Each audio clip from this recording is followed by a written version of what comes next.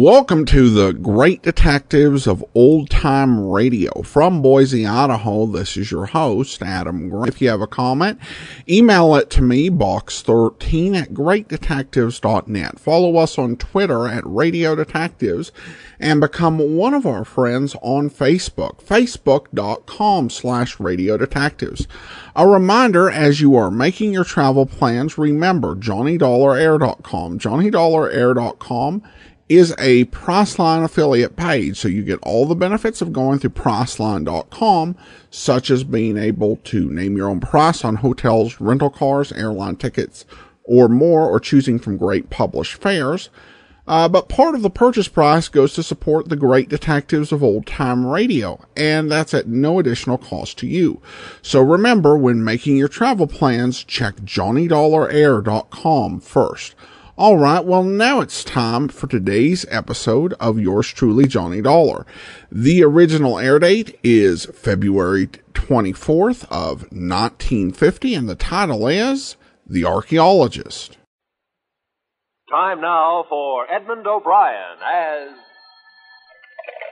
Johnny Dollar. Why in the world are you down here, Dollar? Your train leaves in 45 minutes. Well, I'm taking a quick refresher course in ancient history. You're sending me out to find a missing archaeologist, aren't you?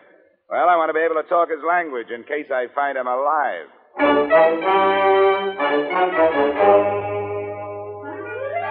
Edmund O'Brien in a transcribed adventure of the man with the action-packed expense account, America's fabulous freelance insurance investigator. Yours truly, Johnny Dollar.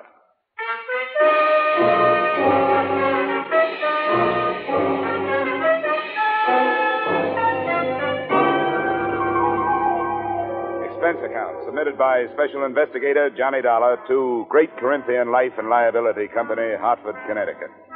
The following is an accounting of my expenditures during my investigation of the disappearance of Bruce Lambert, the archaeologist who never should have left his tomb. Expense account item 1, $7.50, railway and taxi fare from my Hartford apartment to room 317, Brighton Arms, New York City, a hotel whose front rooms had a depressing view of an 81st Street mortuary.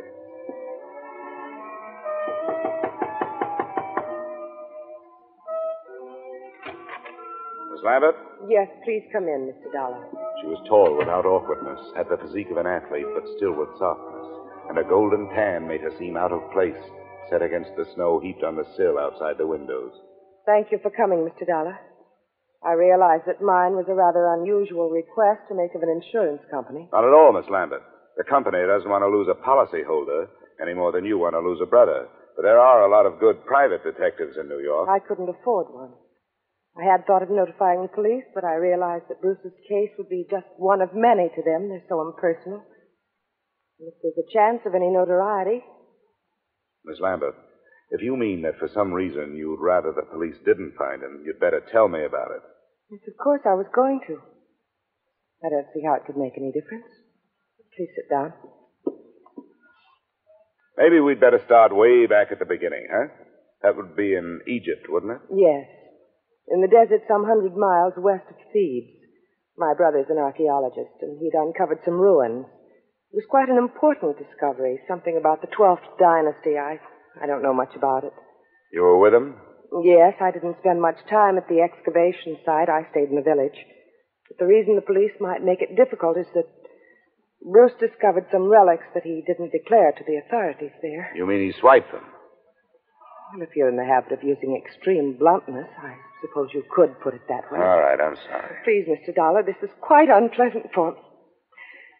If Bruce had stolen all the relics, you wouldn't expect it to make any difference in how I felt about his disappearance, would you? Well, I'm afraid I can't do anything for you. I've got to know these things if I'm going to help you. Wait. I'm sorry. I'll tell you everything I know. All right. What were those relics that your brother didn't declare? Well, I'm not sure how many there were. There was some statuary, an obsidian head of some old king, and then there was a scarab. It was supposed to have been the official seal of this king. Do you know how valuable this stuff is? I'm afraid that it might be very valuable in some circles. That's what I was afraid of, that someone harmed Bruce or even... But there's so many things to be afraid of. He isn't strong. Maybe even his mind. He was injured quite severely in a traffic accident in Alexandria just before we left Egypt. I've got to find out what could have happened to him. Come on, now. We can't find out this way. What does your brother look like? Is he light or dark? Here's a snapshot. Oh. He's blonde. His hair is straight and was quite long when I last saw him. And that was 4 days ago? Yes. The day our ship docked, I was arranging for my luggage. He just disappeared. What else? What's his build? Slight, medium, heavy? Slight, I'd say. What about his clothes? Well, he was wearing a dark blue suit and a gray overcoat. The right sleeve of both would be empty, because his right arm and shoulder are in a cast. Uh-huh. A traffic accident. Yes, both were fractured. I wish I were able to be more help. But I've told you everything I know. He just vanished. Did he have any enemies that you know of? No, there's not even that. I can't let myself lose hope. But what can we do? How do you start looking for somebody with so little to go on? Before I answered her question, we started at the beginning again. The second run-through was pretty much like the first. But disappearance from a foreign ship in the port of New York is not as easy as the telling of it.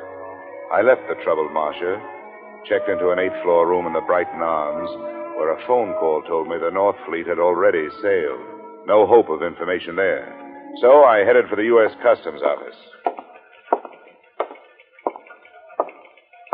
Good afternoon. Mr. Nixon? Yes? Well, my name is Dollar. I'm an insurance investigator. The girl outside said you could help me. I'd like to get some information on a passenger who arrived from Alexandria on the North Fleet. North Fleet. Well, I'd have to know the day of arrival and the name of the line. It was 4 days ago. They'd made it... that would make it the 20th. It's a British ship. North Fleet. Well, no. What was the passenger's name? Lambert. Bruce Lambert. Did he clear any luggage through customs? Bruce Lambert. Yeah. Witnessed the examination of one piece of luggage, a suitcase, personal effects, one piece of statuary purchased in Alexandria, no duty. What address did he give you? Bruce Lambert. No street number. No hotel. The Brighton Arms. Oh, the Brighton Arms. Well, don't count on that.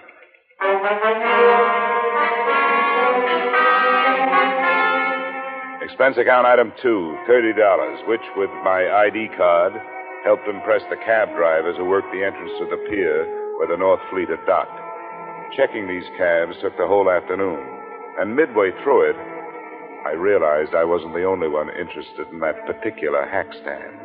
I wasn't sure at what moment I'd actually noticed him. He was doing a very bad job of hiding behind a Journal American on the other side of the street. All I could see was the lower half of an overcoat, the seam of some razor-sharp trousers, and some pointed shoes. But I began to feel his eyes looking at me as I went on with my questioning. That finally paid off through the mouth of driver number 782. You know, you meet all kinds in this business. Some you forget, and some others you remember. Yeah, well, do you remember a guy with his arm and shoulder in a cast? And something you learn in this business. That's to read people's faces. You get to know a deadbeat before he gets a chance to deadbeat you. And you catch on if a guy is scared of something. Well, if he was afraid of something, it's not me. He's been reported missing by his sister. I've been hired to find him. How much does $10 buy? You know, maybe he don't want to be found. Is that what you think? Sure. He paid me more to climb up than you offered. Well, I've got more. What are you going to do with him? I want to talk to him. I want to find out if he's all right. If he wants to stay lost, that's his business, not mine. How's 25? Get in, my boy. It's not very far from here.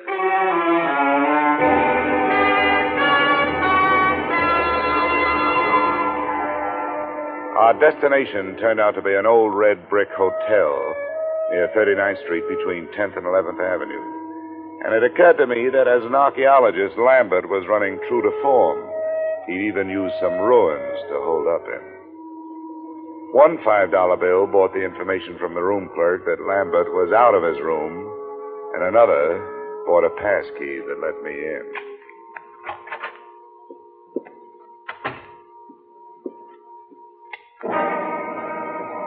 The first thing to catch my eye when I switched on the light was a black piece of statuary shining dully on a chipped bureau, a crowned head with exaggerated features sculptured in obsidian. I posed myself this riddle. If it was so valuable, why didn't Lambert take better care of it? But before I had a chance to try for the answer, a foot nudged the door open behind me. As might be expected, it was wearing a pointed shoe and was followed into the room by a slight yellow ivory-skinned man who rather resembled the black statue. I must thank you for leading us to the hiding place. Where is he? Well, that depends on who he's hiding from. It looks like it's you. Perhaps it is that you do not know where he is. Yeah, perhaps. I followed your taxi after you talked with those drivers. That was very smart.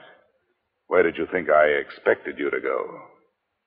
What's your interest in Lambert? You were employed by the girl to find him. How much does she pay you? I never talk money with a stranger. Perhaps we will not be strangers for long. The point of importance is that you have not yet found him. Mr. Drummond will pay you $2,000 to do so. Mr. Drummond is generous, but what makes you so sure I haven't found Lambert? Because he is not here. But that only means he's someplace else. Please, I have no wish for violence. Well, then put that thing away. In the first place, gunfire, even in this neighborhood, is going to bring the law. In the second place, that's a lady's gun. One of those handbag jobs. You know, you ought to be ashamed of yourself for carrying it. Please, I have no wish to use it. Then get rid of it.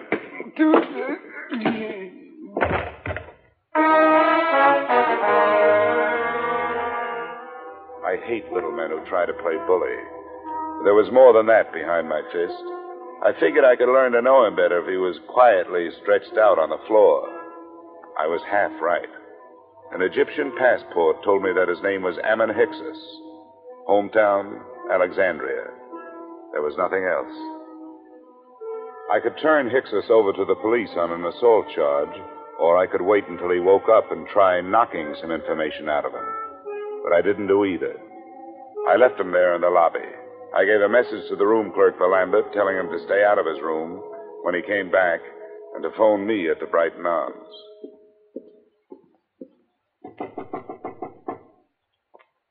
Who is it? Dollar. Oh, just a second. Is there any news? Did you learn anything, Mr. Dollar? Yeah, I made some progress. I met Ammon Hyksos. You told me your brother didn't have any enemies. That little Egyptian is out looking for him with a gun. Why'd you lie to me? I have no right to ask you to believe me now. That's so true. But I wish you would. Please come here and sit down. No, thanks. You sit there and I'll stand here. I think I'll be less inclined to believe you from here. That's not fair. I know. I wasn't fair with you either. I want to be. But there are some things I just can't tell you. Why not? Well, I can't tell you that either. No, nuts. Women like you make everything tougher than it should be. You demand all, but you give nothing. You ask to be trusted, and you won't trust. You make yourselves look soft when you're as hard as steel. You've got warmth, but you only turn it on when you get something out of it. You're wrong. I was trying to help him. Or us. I had to lie. Look, I started this thing wanting to help you. There was something personal about it. But you wanted me to do things your way and not mine. Well, we just stopped doing that. Please leave me alone. Just go away. Go back to Hartford and forget you were ever here. I wish I could. But I'm working for an insurance company looking for a missing policyholder. Well, I'll be up in my room if you decide to help me find it.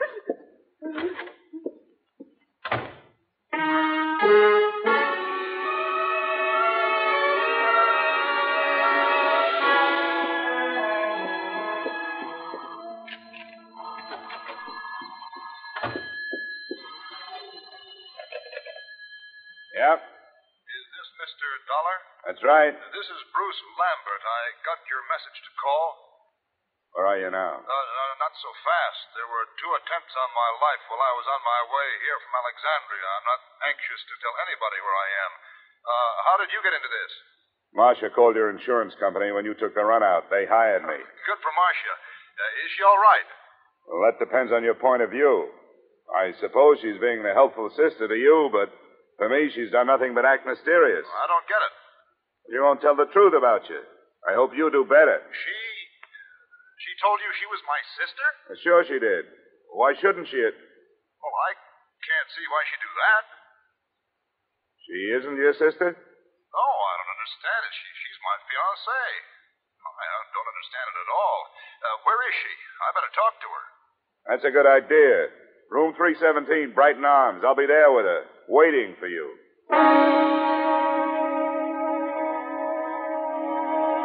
Which, in a way, was how it worked out. Except that I waited for him in the corridor outside her room. I left Marcia where I found her. She was on the bathroom floor, where she died from wounds inflicted by the proverbial blunt instrument, and where her lies had died with her.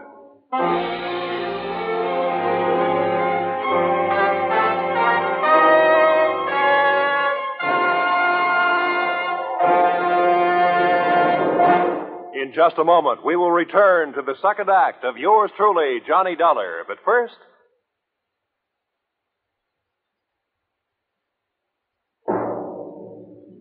And now, with our star, Edmund O'Brien, we return to the second act of yours truly, Johnny Dollar.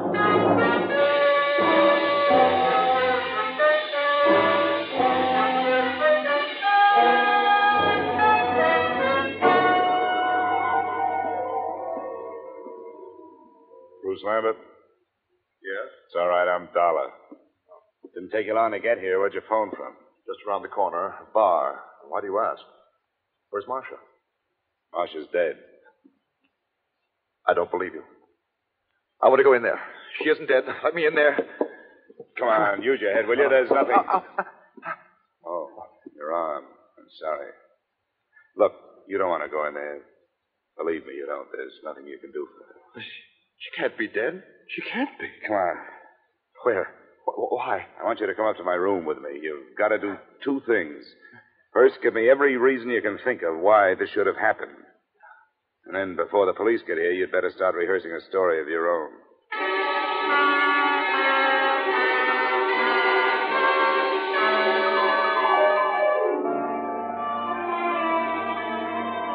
Now, Abbott, the first hole in Marcia's story is that she wasn't in Thebes while you were working on your ruins. That's right. I didn't even know her then. I met her in the hospital in Alexandria after my accident. I was there for 2 months, you see. She was my nurse. But she did know about the relics. That statue and the scarab that I haven't seen. Oh, yes. Here it is. This is the scarab. Oh, yes, she knew. We talked about my little deceit. Well, how little is it really? You talk about 2 attempts on your life. Now we have actual murder. You'd better let me have that scarab. Oh, yes, of course. But surely you don't think the relics are at the bottom of this? They're rare, but not valuable enough for this. Unless someone knows more about them than I do. I doubt that. I have made a thorough study of the 12th dynasty and King Amenemhet III. It's a carving of his head. What do you know about a man named Ammon Hyksos? And another whose last name is Drummond? Hyksos? Ammon Hyksos? You know him? Does it ring any kind of a bell? No, I'm afraid not. Drummond means nothing. Oh, all right. Let's try the 2 attempts on your life. What about them? Well, they happened on the nights of the 17th and the 18th. Both of them could have been accidental, except that, well, the same small man stood near me both times. It would be too much for me to hope you could describe him, I suppose. Well, it was dark. Both times I was on the promenade deck, and something heavy was thrown or pushed from the deck above. I reported the second one, and the ship's officer apologized for the carelessness. But you thought enough of it to disappear? Oh, well, I certainly did. Instead of going to the police? Yes. Oh, I suppose it was wrong, but you must understand, I was desperate. Well, we'd better go down to the 3rd floor. I hope the police think more of your story than I do.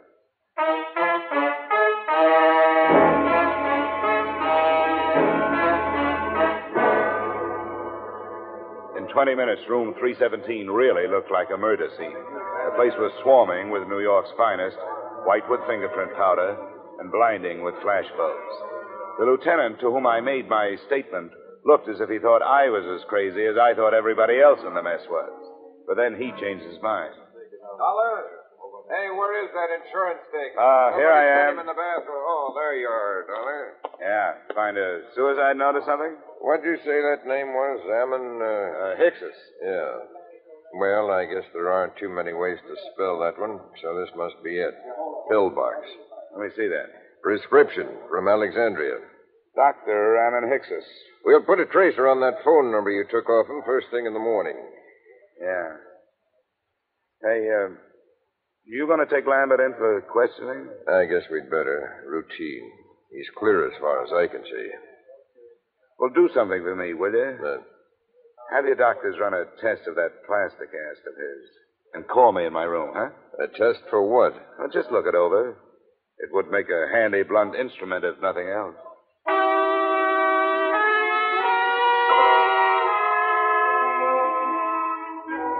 Expense account item 3, $7.50. A few late cocktails, a rare steak, and coffee in the Brighton Arms dining room. After which I picked up an armful of extra editions so I could catch up on what I'd been doing. I self-operated my way to the 8th floor and started toward my room. I was looking forward to a hot shower, but I didn't get it. I was still looking forward, but into a familiar gun muzzle. This is the one, Garrett. Ah, yes, Mr. Dollar. May I introduce myself, sir? Garrett Drummond at your service. Our meeting has been postponed too long. Well, there's a difference of opinion on that. You will please open your door. How can I refuse that pint-sized invitation you're still carrying? After you, sir. And I needn't remind you that my friend here is prepared for any rash move on your part. Look, I'm tired. I don't have a rash move left in me. Close the door, Ammon. I suggest that you sit there, Mr. Dollar, in that unsightly straight-back chair. Thanks a lot. Now, sir, I shall plunge right to the point. Where is that scoundrel, Bruce Lambert? Well? I think I just decided that I don't know. Please, we have no wish for violence. You always say that with a gun in your hand. Well, let's get started. You make your pitch, I'll make my refusal, and we'll see where we go from there. I have already made what I consider to be a generous offer for so unimportant a bit of information as merely the whereabouts of Lambert. $2,000. But if it will expedite matters, I am prepared to expand my offer by another 1,000 on the spot, sir. The higher you bid, the greedier I get. What makes Lambert so important to you? A problem which is entirely out of your province, my boy. How much do you know of Egyptian legends, sir? Oh, no more than $1's worth. Ah, pity. A fascinating subject. Well, sir, Bruce Lambert has in his possession a certain object of great importance, both culturally and economically. Certain landowners in Egypt hold it in such high esteem, sir, that as a reward for its return to them, they would throw open to exploitation untapped oil fields, the richness of which would shake the very foundations of world economy. Are they shaky enough as it is? My boy, think what it would mean to a civilization fast approaching the depletion of its petroleum sources. New horizons, sir, a brave new world. Lambert owes to us all relinquishment of this object so that it may serve humanity. You're right. And it may be easier than you think. Splendid, sir. Where is he? Which relic is it? The black statue your playmate could have picked up for free? It is King Amenemhet Scarab that I would discuss with Lambert. I demand to know where he is. Why waste time on him? I've got the scarab. I find that most difficult to believe, Mr. Dollar. Well, I'll show it. No. Keep your hands away from your pockets. Ammon will save you the trouble. Ammon. Please remain still, Mr. Dollar. My wish is for peacefulness. Sure. Right coat pocket. He speaks truly, Garrett. Here it is. What's the matter, Garrett? You don't have that brave new world look anymore. I should be the first to admit, sir, that the lie has been put to the tale I created upon this useless gewgaw. But, Mr. Dollar, now that we are forced to fall back upon the truth, I remind you that it sometimes hurts. Your position has not been... The desk knows I'm up here. Answered, Mr. Dollar. But be cautious. Unfortunately, I do not share Ammon's aversion to violence. Yeah? Dollar? That's right. This is Lieutenant Black. Say, was that a hunch you had about that cast of Lambert's? Why do you ask? Well, if it was a good one. The doctors won't let us take it off, but we cut into it. It was put on in 3 layers. The middle one was wrapped in narcotics. Yeah? Don't be so modest, Dollar. There must be $300,000 worth. No, sometimes it's a whole month before we get that much. Looks like the work of your friend, Dr. Ammon Hickses. Yeah. Oh, wake up, Dollar. I want to check Lambert's statement with yours. I'll have you there in 10 minutes. Goodbye. Okay. I commend you, sir, upon your show of intelligence. Who was it? The police. They're looking for Lambert. Oh, and what did they give as their reason? Narcotics. The story of a man bound for America who cracked up in a car, and while he was unconscious and being patched, said narcotics were put in his cast by a Dr. Ammon Hickses, probably assisted by a nurse named Marcia. But there's no proof. Ammon, you'll waste no time on evasion. Yes, we used the boy. A courageous scheme, but for that silly goose of a girl. She was the true conspirator, and the traitor as well. She happened to fall in love with the guy. The romantic Atlantic crossing. An empty proposal of marriage suddenly becomes more important than actual coin of the realm. But enough of that. The police are looking for him, and, odds teeth, so am I. Where is he? I don't know. Ammon, call his hotel in 39th Street. No, wait, my friend. The police must be watching that. Are they, Mr. Dollar? Well, that's where his personal things are. If I were the police, I'd be watching. Yes, we seem to find ourselves in such a position that we must at least pretend to see eye to eye, sir. Very well. We shall wait here. The chips are down, so to speak. Ammon. Yes, Garrett. Take the pistol. Into the bathroom with you. With the door slightly ajar, you shall have a splendid command of the arena, as it were. Yes, Garrett. And remember, stakes are high. Yes, Garrett, I will remember. And now, Mr. Dollar, it would seem that little remains but the waiting.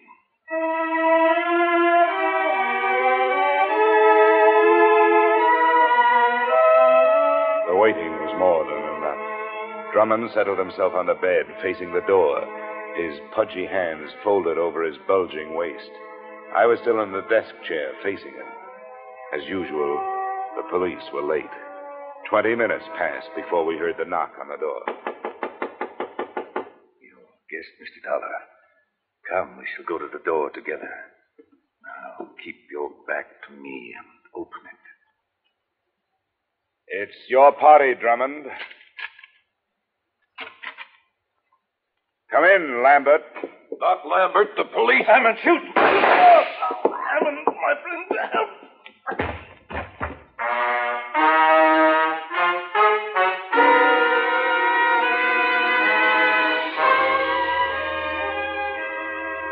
Drummond's wound wasn't half as excruciating as his call for help. The doctors report that his shoulder will be in a cast, that as soon as the state of New York can gather a jury, he will stand trial on the charge of first-degree murder. The body of Ammon Hickses was taken to the morgue. As an insurance company, you are probably less interested in that than in the fate of your policyholder, Bruce Lambert. That's explained in expense account item 4, $280, hospital bill, paid in advance.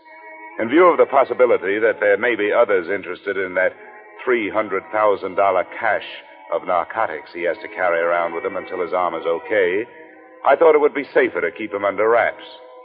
Oh, by the way, while he was lying there, helpless, I sold him a policy for you covering the scarab and that carved head. Expense account total, $456.90. Yours truly, Johnny Dollar.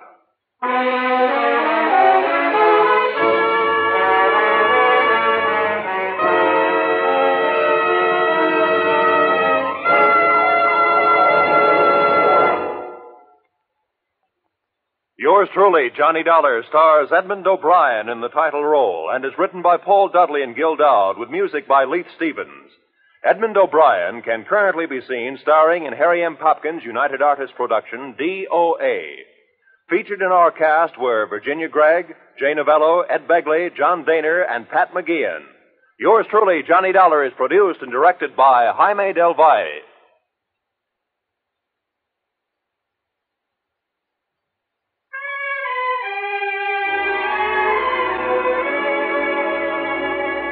Join us again next week when Edmund O'Brien returns in another adventure of Yours truly, Johnny Dollar.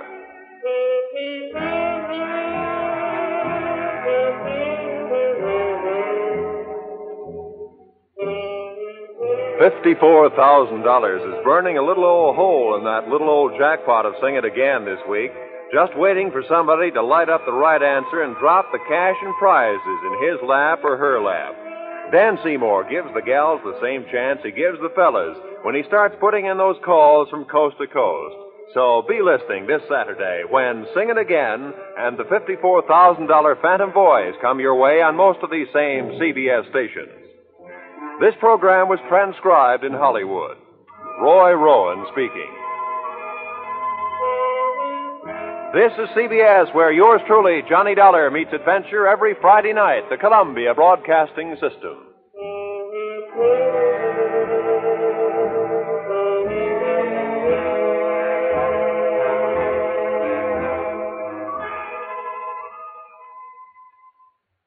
Okay, welcome back. One question on that endpoint. Is Johnny licensed to sell insurance? I wouldn't think so. And it seems like even in 1950, there would be some pretty significant requirements to be an insurance salesman. Because, and I did apply once to sell insurance, did not get the position, but from what I understood, you sell it, you get a commission, which isn't typically Johnny's way of making money. And then you also get commissions every time the policy gets renewed. One thing I will say about this one is that it did have a few moments that were evocative of the Maltese Falcon. Now, this isn't like a lot of stories where, it's essentially just rips off the Maltese Falcon. You have the female client who lies, and you have Johnny's complaint about her not telling him the truth and not giving him her confidence. And that did call to mind the way that Sam Spade complained when you read the Maltese Falcon novel.